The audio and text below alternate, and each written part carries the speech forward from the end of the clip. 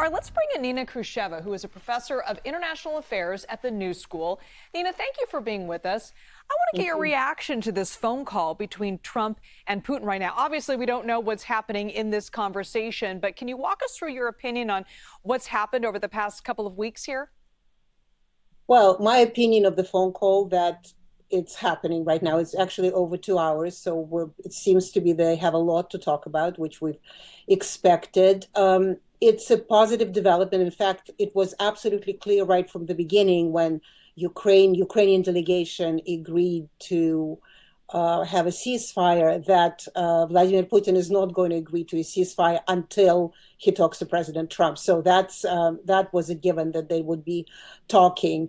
I'm not sure. I mean, your correspondent mentioned the power plant that they are discussing. I think Trump said that they would be discussing that for Putin, and he laid it out very, very clear for him. For the ceasefire is two very important points. First is that Ukraine should not be getting military assistance during the 30 days. And then how one is going to observe the ceasefire. Obviously, there have been suggestions that it should be NATO or other countries' troops on the ground to observe that, but also, of course, much easier, and probably they would come up with this agreement, is that the drones, which have been used in this war all the time, that the drones or some other technology can be actually part of this. And of course, there's a Kursk region that Ukraine incursed into, occupied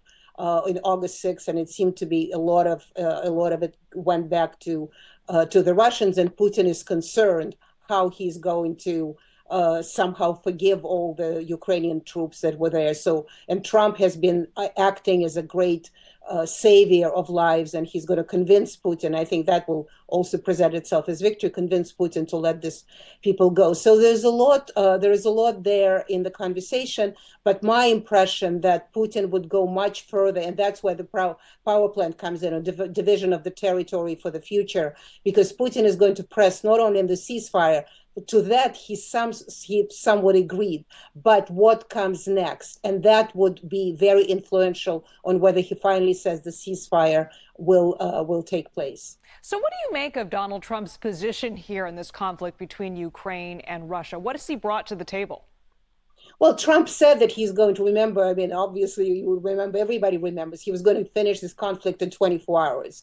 Then, maybe 6 months. Oh, it is complicated. We may or may not be finishing this conflict. But obviously, he sees it as a Joe Biden war. And he said it numerous times that this would never have happened under his watch. And he puts it on Truth Social, Trump in capital letters, like in a Trump Tower.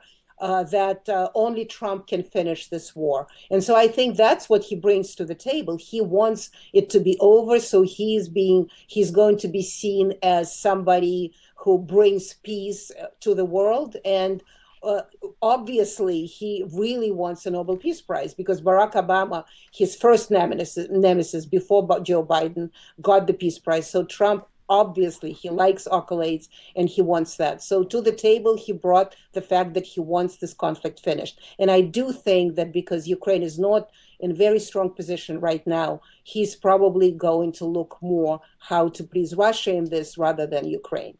Yeah, but what about the tactics? I'm thinking specifically that Oval Office meeting between Trump and Volodymyr Zelenskyy. Well, Trump is an arm twister. I mean, that's what he does. He's a hurricane.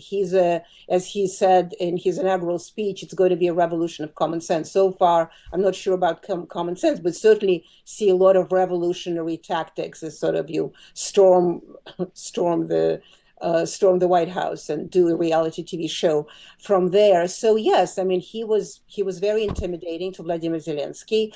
I also think that Vladimir Zelenskyy, unfortunately, did not read the room well enough. And I also thought that he didn't have good advisors to suggest, or maybe he did listen to them, to suggest that the time have changed.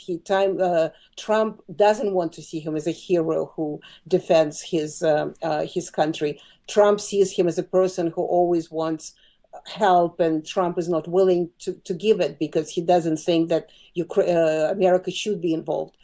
in this war. And I think there was the sort of the clashes of these two characters, because Zelenskyy still thought that he would be that hero that he was for the previous 3 years.